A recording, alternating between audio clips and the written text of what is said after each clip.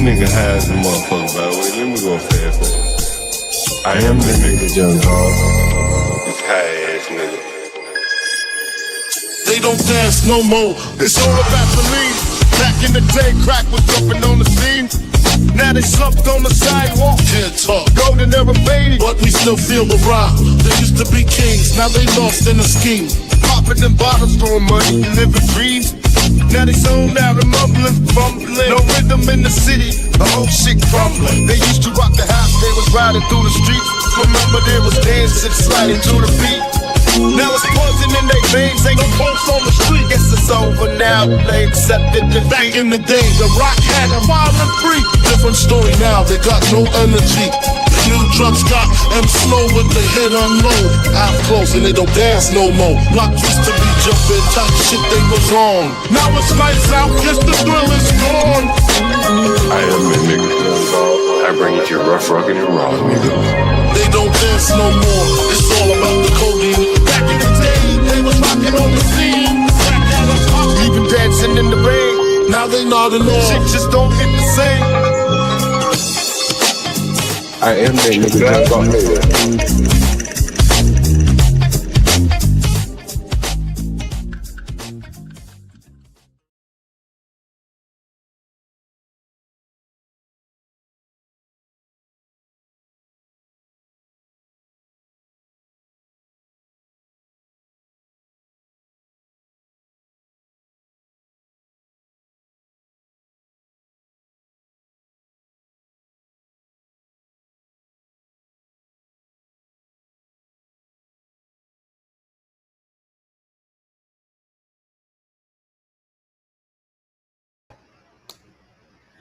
Dolomite.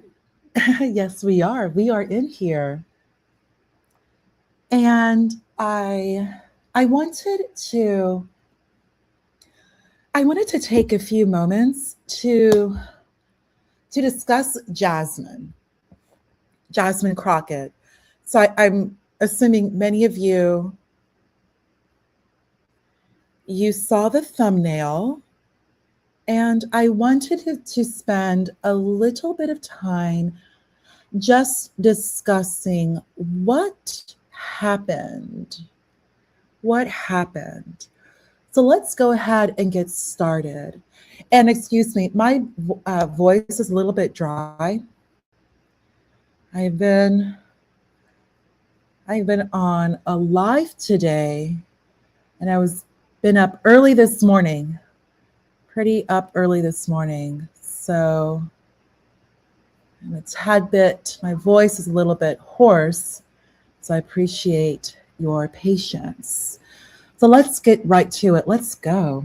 Heading into Tuesday's primary election, the first of the 2026 midterm cycle,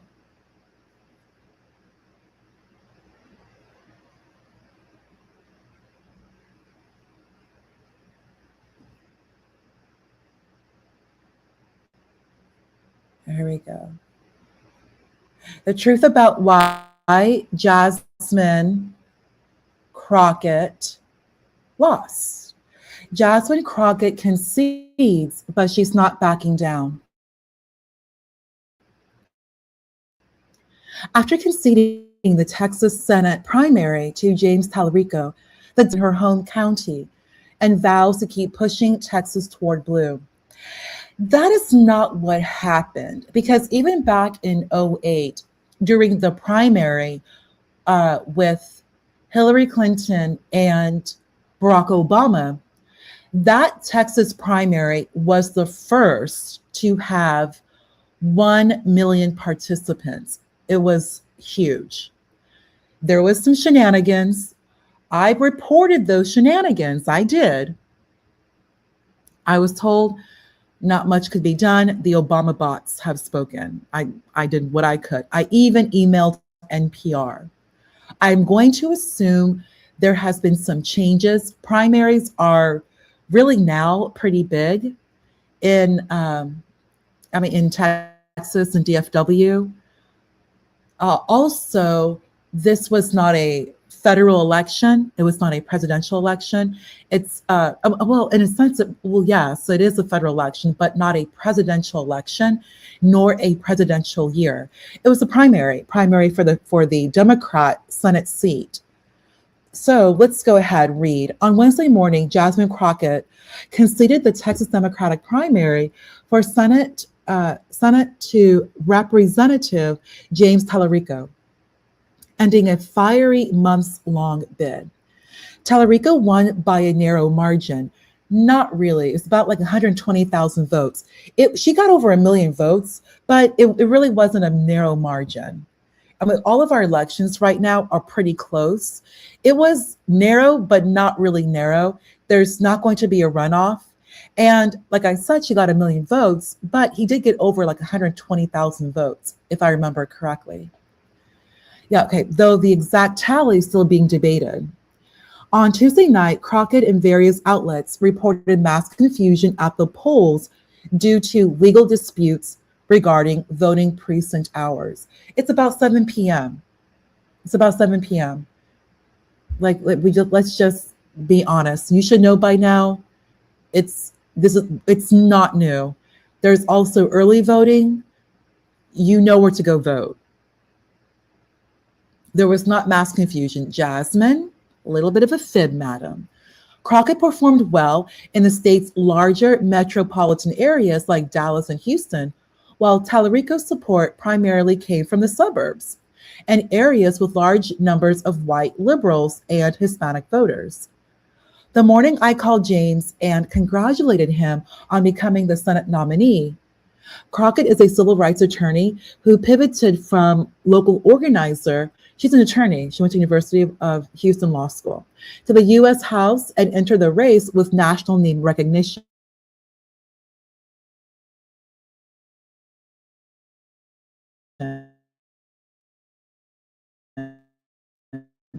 And a base that loved her straightforward, no-nonsense platform.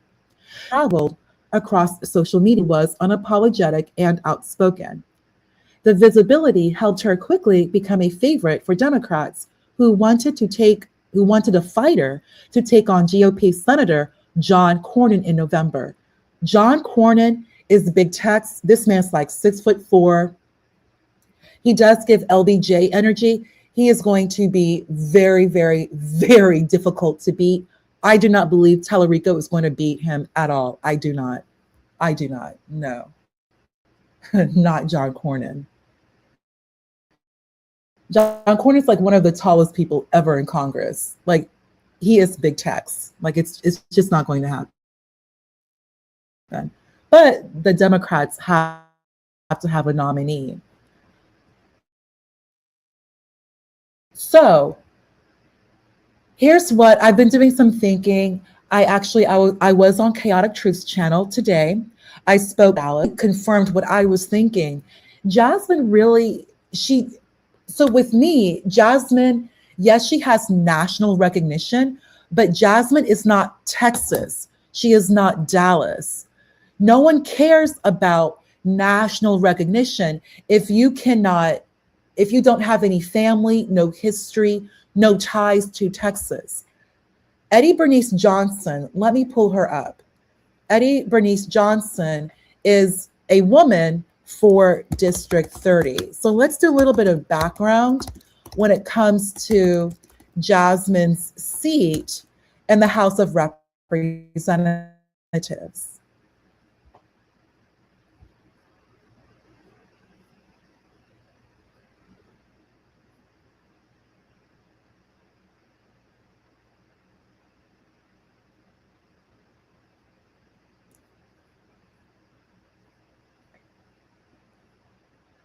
So Eddie Bernice Johnson, the late Eddie Bernice Johnson, she was the first and only person who ever ran and sat for District 30.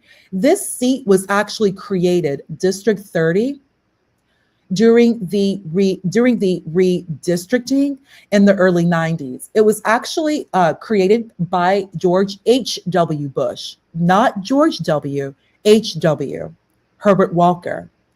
This seat was basically created for the late Eddie Bernice Johnson. She had this seat, as you can see, from 1993, when this district was created, until 2023, when Eddie Bernice Johnson passed away.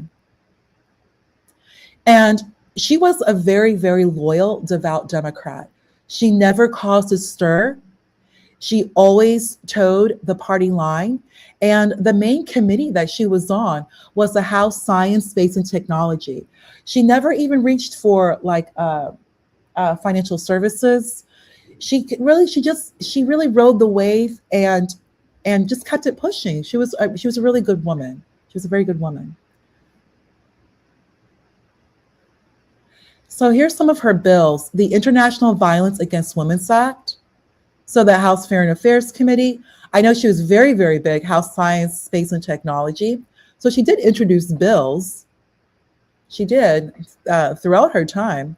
But she, as you can notice, she really kept it strong, steady, stable, which is a testament because she was in Congress from 1993 until 2023. I mean, we're coming at about 30 years now, 30 years.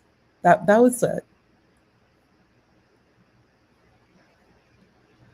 When Eddie Bernice Johnson passed in 2023, that's where Jasmine completed her term, and then Jasmine ran for office.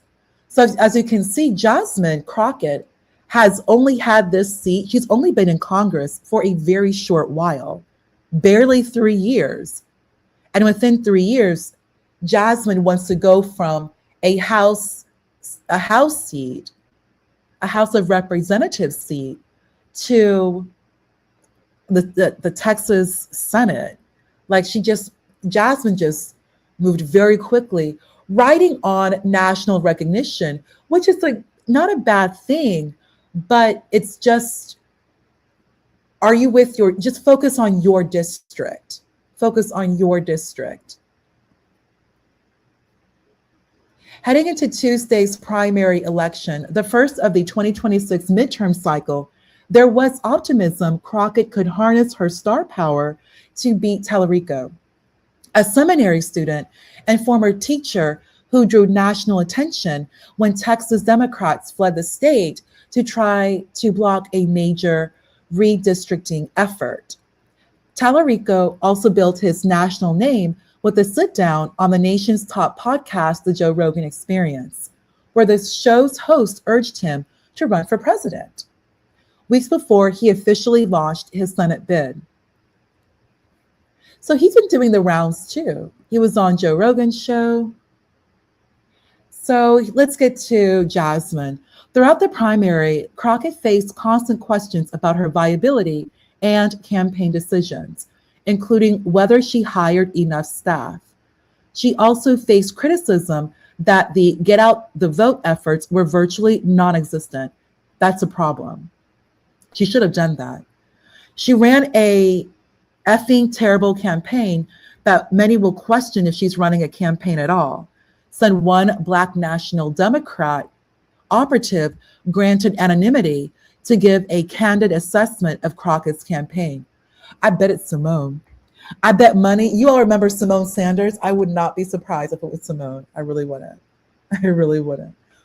Crockett staked much of her political campaign on her ability to connect with young voters and rebuked her party for trying to win Republicans instead of wooing hard-to-reach Democrats that have grown frustrated with the party. Okay, that's her problem. And this is why she's not from Texas. You have to get Republicans.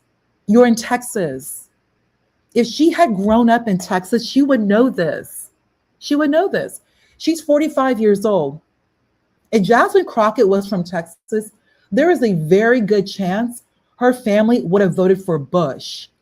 Both Bushes. And I really mean that.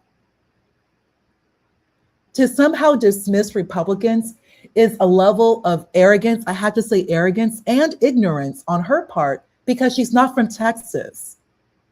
If she was from Texas, then she would know this. Why are you trying to woo Democrats in Texas? You live in Texas. You have people who are Republicans in your family. You have people who are Democrats in your family. Many in the same marriage. Everybody still goes to church. Everybody still goes to school, goes to work. Like it just doesn't make any sense.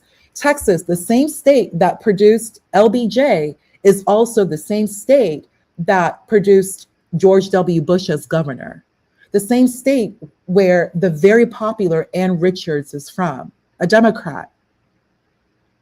George W. Bush, his lieutenant governor became governor, and can't believe I forgot his name. George W. Bush, his lieutenant governor, who actually became one of the longest running governors in the state's history. I can't believe I just forgot his name. Let's see. Rick Perry, there we go. Rick Perry, a Republican, was elected in 1998 and served as lieutenant governor until Bush resigned to become president. So Rick Perry was Bush's lieutenant governor. George W. Bush ran for president and of course won. Rick Perry became governor of Texas. And of course, this man is a Republican. And of course, he's a Republican. He was the longest serving governor, I believe, in Texas history. And he was there until, I think, 2017. Until 2017. Rick Perry was sworn in as the 47th governor of Texas. He was governor from December 2000 until January 2015. And then from there, he became a cabinet secretary of energy, which is a cabinet position. And after Rick Perry, there's Abbott. And then Abbott was Rick Perry's lieutenant governor.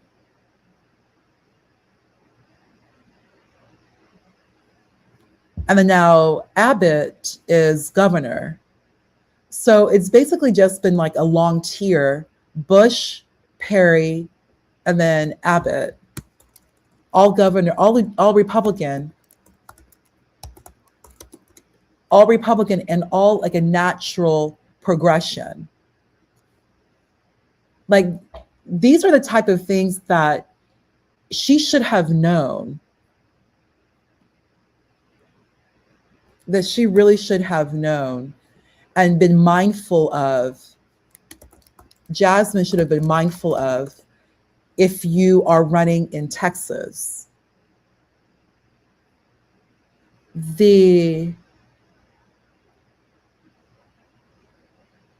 Let's see, no, that was Dewhurst. The fact Abbott, who is the current governor,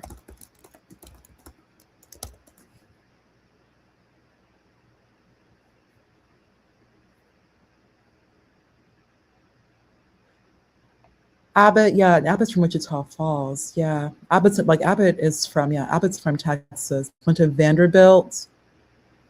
A very, very well-known, respected man. Very well known. I just like these are Republicans. That's why it's really kind of odd how, if she was more familiar with Texas, like the Texas legislature, Texas governor, she would have known better. She really, really would have known better. And to not assume that you're going to go after Democrats. You don't really pursue these Democrats. You go for people who are Texan, who are naturally going to lean Republican. Like there's a lot of purple people in Texas who may be more economically Republican or socially blue, socially liberal, or even the switch. More economically blue. So those who are a little bit more on the social welfare side, but more like conservative in their more conservative in their own like their own private life. I'm economically more on the social welfare side, but I'm more conservatively read in my own private life. That's very common in Texas. So you will see like the light, like the pink or light red or just purple people or blue. So you cannot just dismiss the Republican Party in Texas. You really just cannot do that. And I think that's something that Jasmine had done. She dismissed Republicans, and you're staying on that. I dislike Trump, I dislike MAGA. Let's just focus on Democrats. That's not the case when there are so many people in Texas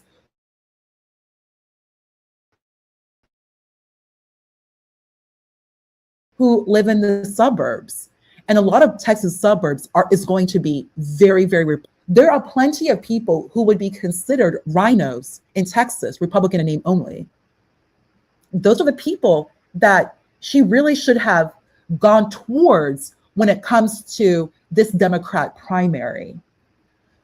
So when we look at Tallarico was praised by many Democrats for the way he leaned into his seminarian background.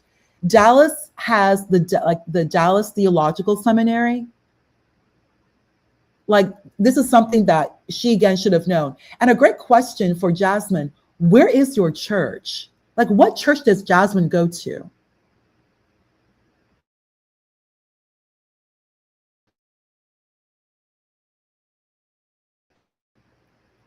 Like, we have someone like Tallarico. You don't know. It's an interesting question. So Tallarico reached into his seminary background as a way to appeal to progressives, independent, and disillusioned Republicans. In many ways, she has been and has felt like a woman on an island. Interesting, said Stephanie Brown James, co-founder of the Collective PAC, which works to elect Black candidates to local, state, and federal offices. Even though she has substances, not everybody likes her style, she added. And I think that sometimes her style is one that is not appealing, especially to old guard Democrats whose fighting style is antiquated and outdated. State and national Democrats acknowledged Tallarico built a strong campaign that shored up grassroots support and built a statewide infrastructure long before Crockett entered the primary in December, just months before voters began casting their ballots. He was able to raise money quickly, establish a field and digital plan, and craft a message that cast him as a fighter and someone who would bring down high cost. Some Democrats anticipate Tallarico's victory is going to ignite a fresh round of uncomfortable conversations among insiders about the importance race, gender, and identity politics will play in Democrat political circles moving forward. The way we have been seeing people rally around new, more untested white male candidates is troubling, said Maya Rupert, a Democrat strategist who served as the campaign manager of Julian Castro's 2020 presidential campaign. While she is excited about Tallarico's nomination against what she called a very weak Republican field, no, it's not. John Cornyn is not weak. Come on, let's be real. It's not. Rupert said Crockett's loss will continue to sting for months to come, especially with few opportunities beyond Texas for Black women candidates to win in a statewide contest. There are a lot of people who see this and see a very qualified, very popular Black woman that once again feels like people fail to appreciate the strengths of, Rupert said, and that is a very dangerous position for the party to be in.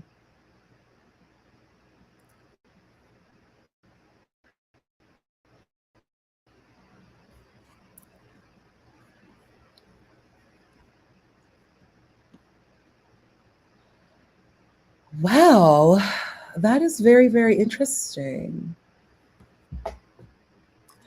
I just don't. I see this a little bit more than race. Yes, race definitely could have been a factor, but I just don't want to say that it's race and gender unless we look at all things being equal to the fact that she's just not from Texas at all. Like even her personality is not Texas, it's just not Texas girl. And I do wonder if she had been from Texas, what the opinion and feedback could have been. Because I do wonder about that. Because there's so much about her that really could be questioned and said about Jasmine, and whether or not someone who has zero ties to Texas, or really zero ties to Dallas, would be able to understand and reach across the aisle like somebody who would have gone to school in Dallas, someone who has family from Dallas, your parents, your church, you went to elementary school in Dallas. That's really what I think it really was that inability to connect to Texans on a Texas level. Because at the end of the day, Jasmine is a transplant. And I do kind of think that her personality didn't quite mesh well with a Texas girl. Regardless of race, your personality and you in general, you're not from Texas. So let's take a look. I do want to take a look at there is some footage that Jasmine has, like her concession speech. Representative Jasmine Crockett came up short last night in her bid to win for Democrats a Texas seat in the U.S. Senate. Victory in the Democrat primary was claimed by State Representative James Tallarico, who will face off against either John Cornyn or Texas Attorney General Ken Paxton. That is like, these are going to be two, this is really, really big. John Cornyn or Ken Paxton, that's a toughie. That's a toughie. That really is. I just don't see Tallarico beating these two. Because either way, Ken Paxton, John Cornyn, those are two huge heavyweights in Texas.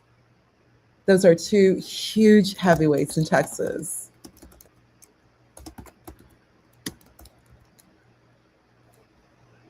I really don't even see how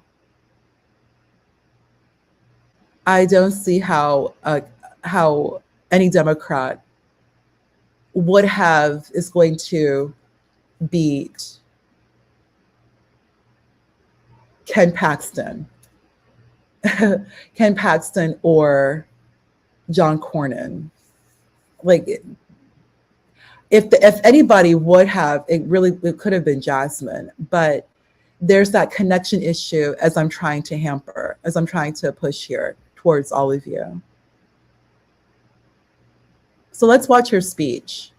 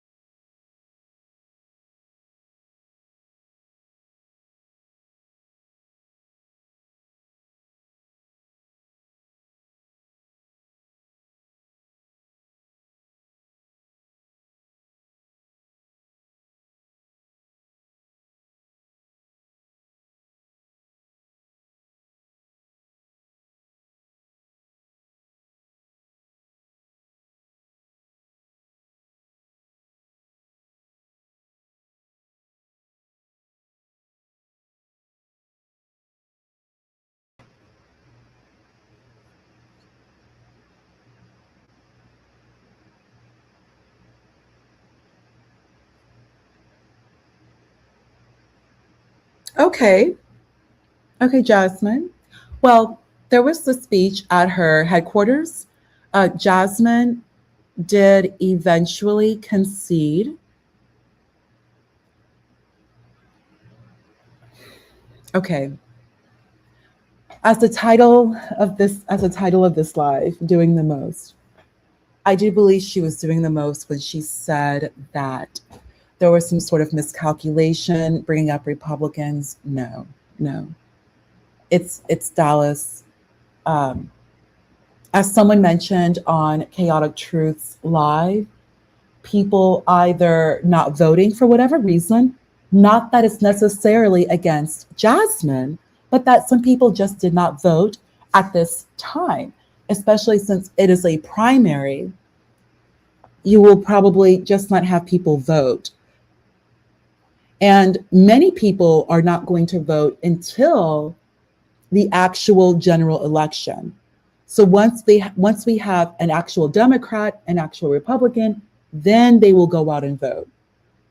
Then they will go out and vote. Right now it's primaries. A lot of people still do not participate in the civil activity of participating, voting in primaries. And I do remember at one time Texas used to also caucus as well, which was very confusing, but no, now I think everything's a primary. Okay, which is great. Long story short, Jasmine can use this opportunity. I do think that she was feeling this out to gain better recognition in Texas.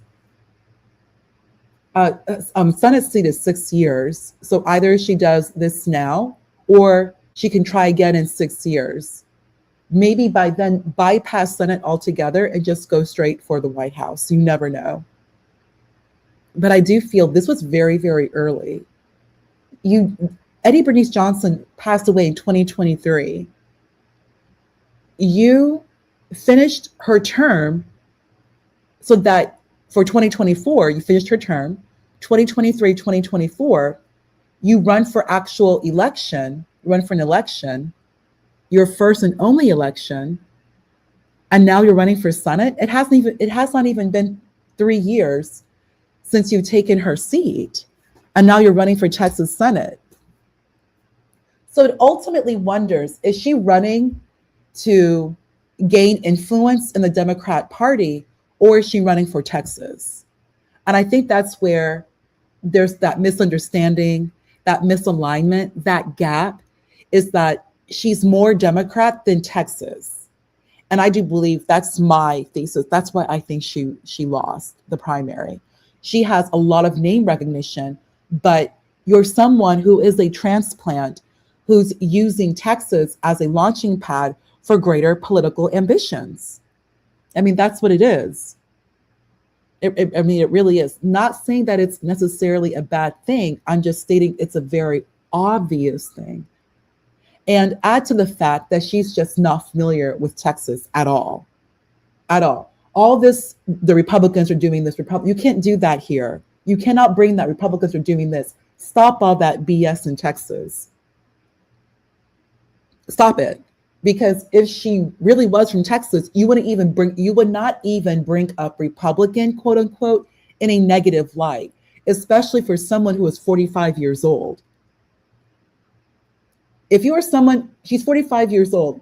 If she was raised in Texas, she would have been raised under Bush, Governor Bush. And then more than likely, there's a very good chance that at least one of her parents, if she was actually raised in Texas, would have voted for George H.W. Bush in 1992.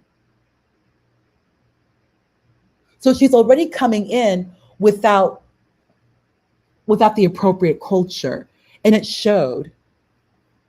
So I'll go ahead and wrap up right there. I will do a later live to further discuss this, because I really do think it's something that needs further discussion, further explanation. You have who are these transplants? Who are these transplants? And why would she even think it was a good idea to even run for office so early, so quickly? To just use the late Eddie Bernice Johnson's seat, a woman who had the seat coming at 30 years. You just get the seat and then you leave the seat, as opposed to staying in this district and really learning about the district and people who are there, as opposed to, gaining political clout in the Democrat Party. But we'll see what's going on. I will go ahead. We will do a further live later on to discuss more. She just conceded. Let's give it some time and see what else comes out, because this is very interesting. And questions to ponder will definitely keep an eye out. I am QTP. You already know that. And I'll see you all later. Bye.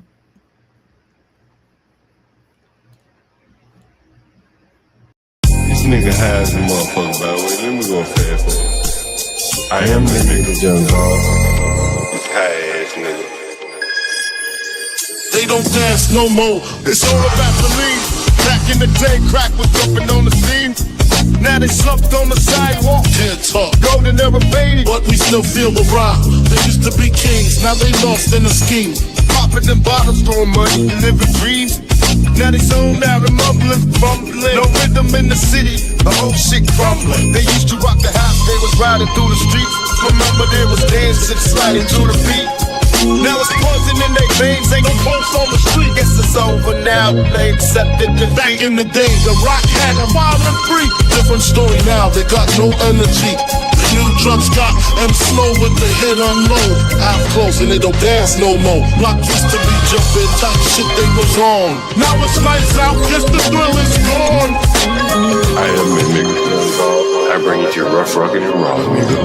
They don't dance no more, it's all about the codeine. Back in the day, they was rocking on the scene. Even dancing in the rain, now they nodding off. Shit just don't get I am that nigga. Just go ahead.